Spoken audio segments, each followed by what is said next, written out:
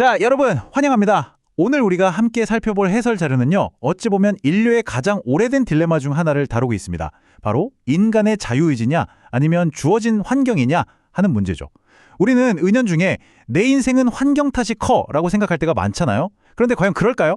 오늘 준비한 자료를 통해 고대 창세기의 기록부터 아주 흥미로운 현대의 심리학적 사례까지 넘나들며 이 질문에 대한 깊이 있는 해설을 진행해 보겠습니다.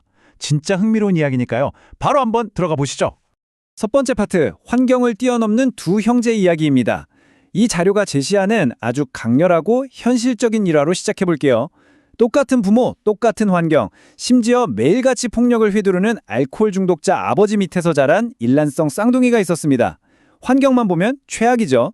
그런데 이 두 사람이 어른이 된 후의 삶은 완전히 극과 극이었습니다. 한 명은 아버지를 그대로 닮아버렸고 다른 한 명은 너무나도 성실하고 존경받는 가장이 되었거든요. 자, 여기서 진짜 소름 돋는 포인트가 뭔지 아세요? 기자들이 이 두 사람에게 어쩌다 이런 삶을 살게 되셨나요? 라고 물었을 때 두 형제가 내놓은 대답입니다. 화면에 보이는 것처럼 이 두 사람이 토씨 하나 안 틀리고 똑같은 말을 합니다. 우리 아버지를 보면 알지 않습니까? 라고요. 형은 이 말을 어쩔 수 없었다는 핑계와 체념으로 썼지만 동생은 난 절대 저렇게 살지 않겠다는 강력한 동기부여로 쓴 겁니다. 이 일화는요, 결국 우리 인생을 결정짓는 건 주어진 상황이 아니라 그 안에서 우리가 어떤 선택을 하느냐에 달려있다는 걸 아주 극적으로 보여줍니다. 다음 섹션, 창세기에 나타난 영적 전쟁입니다. 자, 이제 이 쌍둥이라는 미시적인 예시에서 벗어나서 창세기 3장과 4장에 담긴 거대한 우주적 스케일의 이야기로 시선을 한번 옮겨보겠습니다.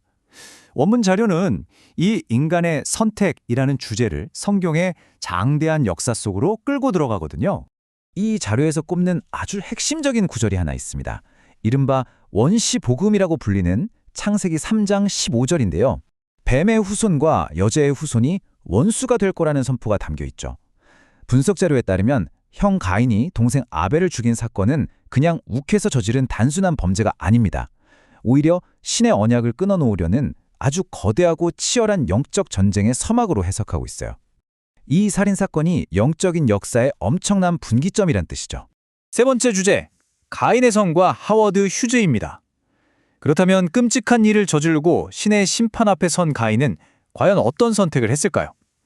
자료는 이 가인의 반응을 아주 주의 깊게 추적합니다.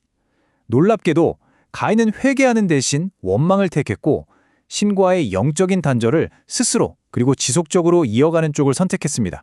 결국 쫓겨난 가인이 정착한 땅의 이름이 노디인데요. 이 단어의 어원적 의미가 진짜 기가 막힙니다.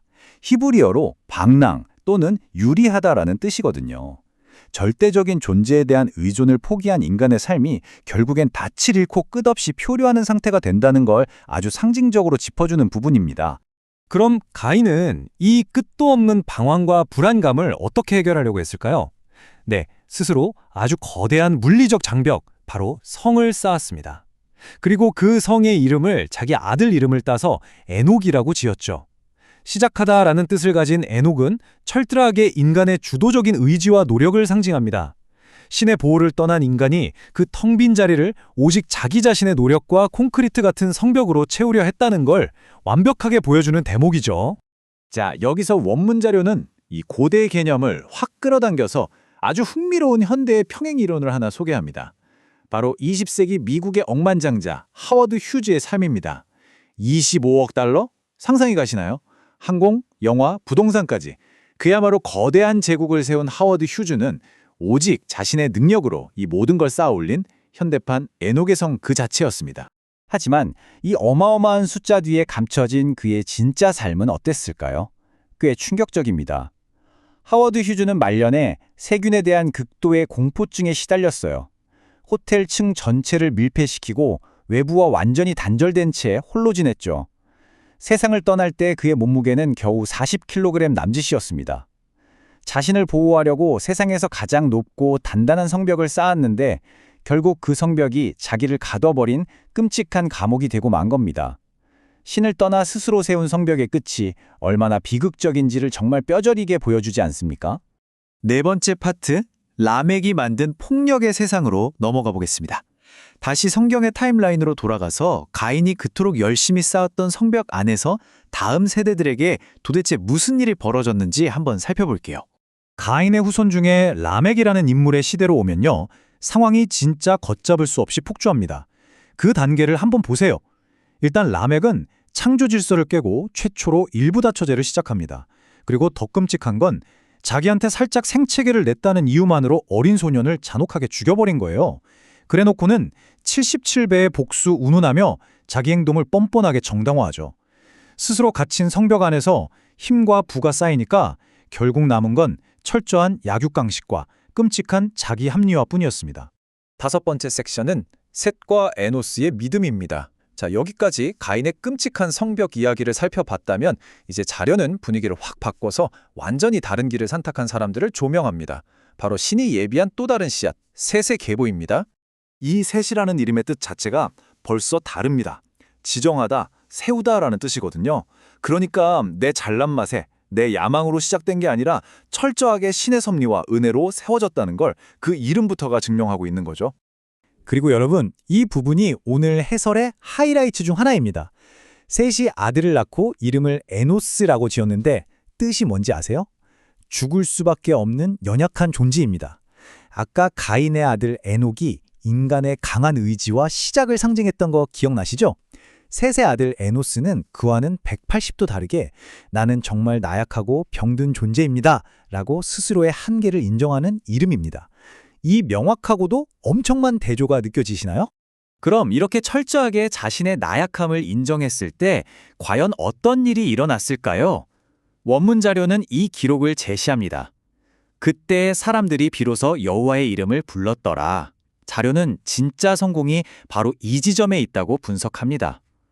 내가 약하다는 걸 깨닫고 신의 도우심을 공적으로 구하는 삶, 인간이 악착같이 쌓아올린 그 어떤 철옹성보다 역설적이게도 신을 향한 그 나약함이 훨씬 더 위대하고 생명력 있는 계보를 이어갔다는 사실입니다. 마지막 6번째 섹션입니다. 당신의 성은 무엇입니까? 자, 지금까지 다룬 이 고대와 현대의 치열한 분석들을 이제 모니터 너머에 계신 여러분의 삶으로 바로 지금 이 시대로 가져와 보겠습니다. 우리는 지금 어떤 성벽을 쌓고 있을까요? 자료의 화자는 우리에게 아주 직설적이고 긴급하게 묻고 있습니다. 남들이 부러워하는 학벌, 두둑한 통장 잔고, 번듯한 사회적 지위. 혹시 이게 지금 우리가 불안함을 감추려고 또 신없이도 나 혼자 잘 살 수 있다고 믿으며 미친 듯이 쌓아 올리고 있는 현대판 에녹의 성은 아닐까요? 이 자료는 우리와 우리 아이들이 이 그럴싸해 보이는 성벽 안에 갇혀버리기 전에, 그것이 감옥으로 변하기 전에 하루빨리 빠져나와야 한다고 촉구하고 있습니다. 오늘 해설을 마무리하면서 여러분의 뇌리에 딱 꽂힐 아주 도발적인 질문을 하나 던져드리고 싶습니다. 지금 여러분이 애써 쌓고 있는 그 성의 이름은 과연 무엇입니까? 오늘 우리가 짚어본 가인의 성벽, 셋의 나약함, 그리고 하워드 휴즈의 고독한 감옥을 한번 떠올려 보세요. 여러분 삶의 진짜 토대는 지금 무엇으로 이루어져 있나요? 이 묵직한 질문이 여러분의 삶에 작지만 의미 있는 변화를 일으키길 바라면서 오늘의 해설은 여기서 마치겠습니다. 끝까지 함께 해주셔서 정말 감사합니다.